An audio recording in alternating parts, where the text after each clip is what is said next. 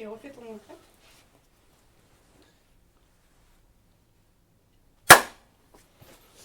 Bonjour Monsieur Minez. Bonjour. On se présente. Benoît, je vais vous interviewer avec David. Donc c'est un entretien à la date du 20 novembre ici. Oui, 20 novembre 2023. Donc nous sommes enregistrés, nous avons signé les documents. Tout est clair. Donc nous pourrions commencer par vous questionner sur votre cursus de façon générale. Par quelles étapes, par quelles études êtes-vous passé? Quelles étaient vos motivations dans ce cursus? Alors après avoir effectué un baccalauréat sciences économiques et sociales au lycée Édouard Belin, je me suis orienté naturellement vers une classe préparatoire littéraire au lycée Carnot de Dijon. Une classe préparatoire afin justement de pouvoir accéder à l'école des Chartes, dont je m'étais renseigné au préalable et c'était une école qui me plaisait de plus en plus. J'ai passé 3 ans dans cette classe préparatoire où j'ai pu à la fois apprendre diverses matières, euh, divers intérêts pour des matières comme par exemple la géographie physique, et j'ai pu me forger une culture littéraire plutôt solide, ce qui m'a permis ensuite d'accéder à l'Université de Bourgogne à un master d'histoire-recherche, master durant lequel j'ai rédigé 2 mémoires qui portent tous deux sur la guerre franco-allemande, donc de 1870 à 1871, sachant justement que c'est un sujet qui est peu connu et peu abordé dans le département d'où je suis origine, la Haute-Saône, et c'est ce qui était d'autant plus pertinent puisque j'avais accès à des fonds d'archives qui n'étaient pas explorés et peu connus par le grand public, et c'est en partie grâce à ça que mon second mémoire a obtenu une bourse par le conseil départemental. Hmm. À la suite, Peut-être une oui, précision, vous avez parlé de géographie physique, est-ce oui. que vous pouvez nous présenter ce que c'est? Est-ce que vous l'avez utilisé dans le cadre de votre mémoire? Non, je ne l'ai pas utilisé dans le cadre de mémoire, c'était plutôt un préalable au cours de géographie avec de l'épistémologie, notamment autour de Vidal de la Blache. Mon professeur de géographie de l'époque aimait beaucoup cet auteur et comme on avait un cours d'introduction relatif à l'épistémologie, la géographie physique devait être relativement abordée et ça faisait partie d'une introduction globale, on va dire. Qui était vos directeurs de mémoire Pour le premier mémoire, le second mémoire, pour les deux? deux. Pour le premier mémoire, c'était Hervé Mazurel et Stéphane Gacon, notamment Mazurel qui a écrit, qui est plutôt un spécialiste du phénomène guerrier, qui a écrit notamment avec Bruno Cabane une histoire de la guerre. Il a beaucoup contribué à étudier, on va dire, les conflits humains, les conflits à hauteur d'homme. Stéphane Gacon, qui était plus ou moins passionné par la guerre franco-allemande, s'est porté volontaire également pour co-diriger. Pour mon second mémoire, c'était uniquement Odile Rouanet, Madame Rouanet, donc, qui a beaucoup étudié l'encasernement et la vie dans les casernes militaires, notamment des poilus, entre 1914 et 1918, et qui m'a beaucoup insisté sur l'aspect social, puisque mon second mémoire portait sur les vétérans. Les vétérans, c'était plutôt une histoire sociale et culturelle pour expliquer un peu comment les vétérans se sont reconstitués en association après la guerre franco-allemande, qui est une défaite terrible et dont la Troisième République voulait au départ ne pas en parler. Et donc c'était vraiment son point de vue ainsi que son expertise qui m'a permis de développer la partie humaine de l'après-guerre franco-allemand qui est plus ou moins mal connue par le grand public. Et du coup, pourquoi ne pas avoir conservé au moins Mazurel comme co-directeur en deuxième année? Parce qu'il était débordé. Donc vous avez fait une histoire au ras du sol. Sur quel type de document vous vous êtes basé principalement? Hum, je dirais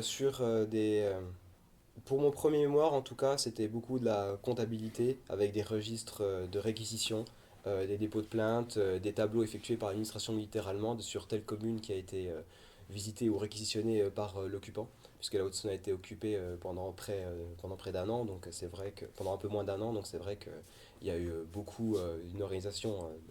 L'administration militaire allemande, c'est quelque chose de très rigoureux, donc c'est vrai que ça laisse beaucoup de traces.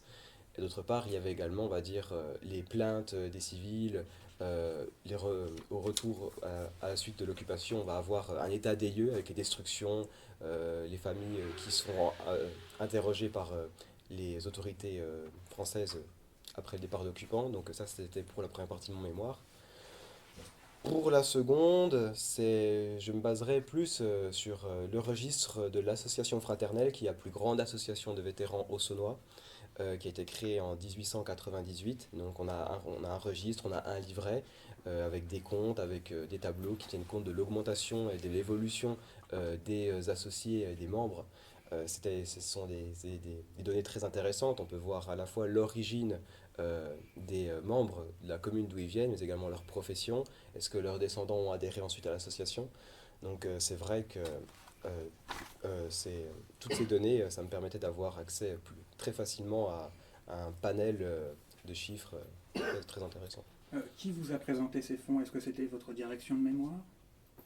Ou c'est vous qui les avez trouvés en rencontrant des archivistes? Alors, j'en ai eu un peu vent à la fin de mon premier mémoire, vu que en fait, je me base surtout sur les archives départementales de la Haute-Saône, mes deux mémoires se rejoignent à ce niveau-là.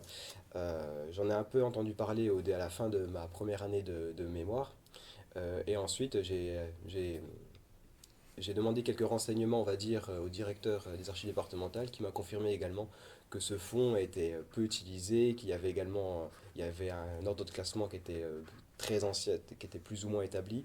Donc il m'a dit que c'était vraiment également l'occasion de voir un peu l'état du fonds, de voir un peu s'il y avait des documents qui étaient toujours communicables ou non. Et à ma grande surprise, il y avait des documents qui étaient non communicables et qui s'effritaient littéralement sous mes doigts. Donc c'est vrai que ça fait partie du jeu, malheureusement, mais ça permet également à la fois de mettre en avant des sources qui sont peu connues, mais également de permettre aux archives départementales de voir l'état du fonds, l'état de conservation du fonds, les cotes qui correspondent, etc., etc.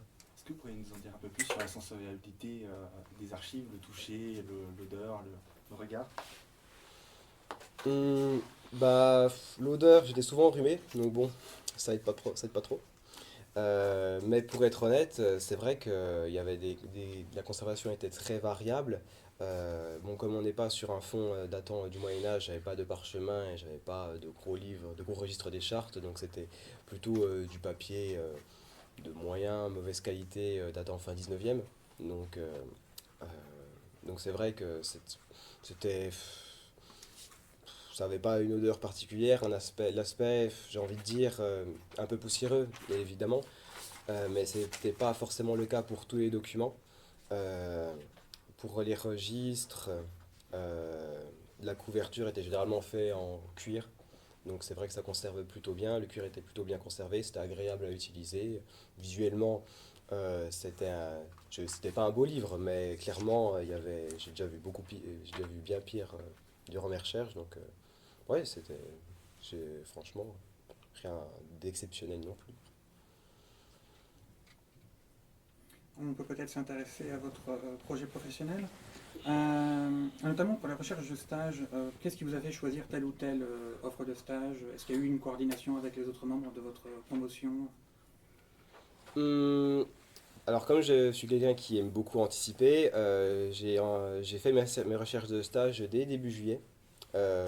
J'ai envoyé beaucoup de demandes à ce niveau-là avant que les personnes, enfin que les personnes qui s'occupent de ces administrations partent en congé pour des raisons pratiques. C'est pour ça que j'ai eu quand même pas mal de réponses avant la rentrée. J'ai déjà pu faire un tri en me disant bon, mon stage se fera forcément dans une archive départementale en tout cas. C'est ce qui me semblait le plus pertinent et comme j'avais le choix, eh bien, je me suis dit on va attendre un petit peu après la rentrée, voir les réponses qui seront plus ou moins définitives. Ça semble s'orienter en Haute-Marne actuellement. Donc après, l'endroit du stage est important, mais essentiel, c'est vraiment de se constituer un réseau et d'avoir un encadrement vraiment efficace. Donc on verra une fois sur place, mais en tout cas, ça me plaît. De Soudan's, vous n'avez pas postulé en Haute-Saône, mais pour pouvoir découvrir d'autres endroits ou pour une autre raison? Alors, j'ai pas, pour pouvoir découvrir d'autres endroits, effectivement, mais également parce que comme en archives départementales de la Haute-Saône, j'ai déjà effectué mon stage de master recherche, j'ai déjà travaillé dans le cadre d'un travail estival, donc il fallait d'une part que j'évolue dans une administration et dans un cadre différent, ne serait-ce que pour mon expérience personnelle, et ça fait également un plus pour le CV, je ne vais pas vous le cacher, c'est vraiment, si plus les expériences sont diversifiées, plus le CV va être enrichi et intéressant. Et pour vous, les archives départementales, donc c'est la porte d'entrée vers les réseaux, les expériences diversifiées, c'est ça? C'est ça. Même si, il ne faut pas négliger le privé, je me suis également renseigné, il y a également des emplois qui peuvent être intéressants pour les entreprises privées qui peuvent aider mélangeant les archives départementales à conserver et à sélectionner des fonds. Donc il ne faut pas non plus négliger le privé, mais dans la mesure où mes expériences personnelles se sont tous basées dans le public, se sont toutes bien passées, et que parallèlement à cela, je manque encore de renseignements dans le privé, je m'oriente encore actuellement surtout dans le public. Est-ce que vous avez procédé à une publicité de vos travaux de recherche ou pas du tout? Alors, indirectement, oui, sous plusieurs aspects.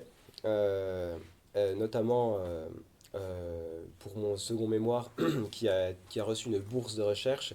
Et donc à ce titre-là, des exemplaires sont présents aux archives départementales de la Haute-Saône et à la mairie de Vesoul.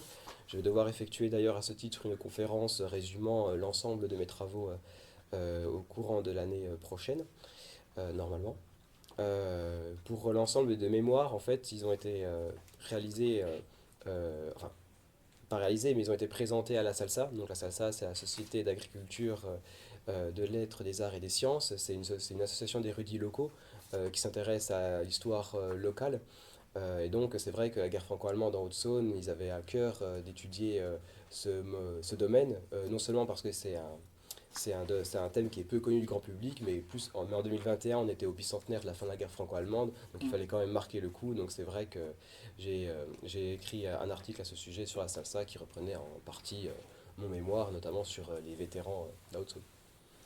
Et en tant qu'archiviste, vous voyez plus comme administrateur, bureaucrate, gestionnaire d'information ou médiateur culturel? Enfin, comment est-ce que vous envisageriez votre carrière? Une même double casquette de chercheur, pourquoi pas? J'aime beaucoup l'échange. J'aime beaucoup transmettre ma passion pour l'histoire, transmettre des savoirs qui m'ont déjà été acquis. C'est cette notion de transmission que j'aime beaucoup et que je retrouve également dans les archives. C'est vrai que médiateur culturel, ça me plairait beaucoup. Ça me permettrait d'échanger, de partager des expériences, de montrer que l'archiviste, c'est pas uniquement un individu seul au fond d'un bureau qui trie des cartons à longueur de journée. Donc c'est vrai que ça fait partie, ne serait-ce que pour valoriser le métier d'archiviste, ça doit faire partie de mon métier, c'est sûr. Et continuer un petit peu la recherche ou pas du tout, du tout? On m'a déjà proposé de faire une thèse, pour être tout à fait honnête avec vous, une thèse reprenant mes travaux et donc qui allait faire le lien entre la guerre franco-allemande et les associations de vétérans de la Grande Guerre, donc un thème bien plus abordé que la guerre franco-allemande.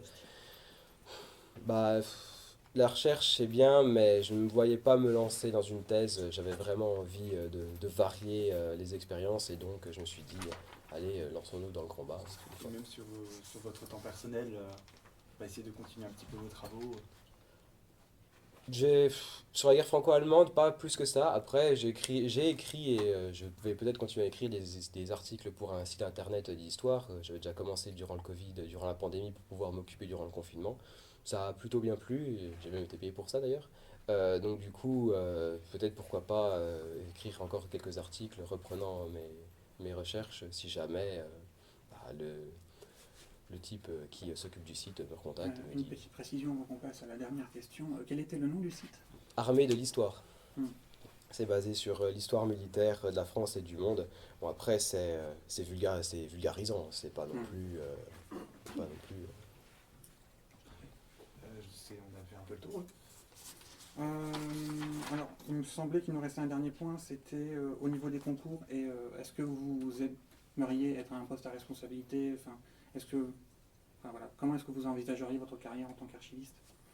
Naturellement, le concours, c'est un objectif en soi. Ça permet d'avoir un poste pérenne, ça permet d'avoir un poste définitif, une sûreté pour l'emploi. Après, je suis conscient que le concours d'archiviste est un concours qui est très difficile, qui a très peu de postes à disposition, qui a une grande sélection, notamment dans la filière archivistique, et bien plus que par exemple dans la filière culturelle.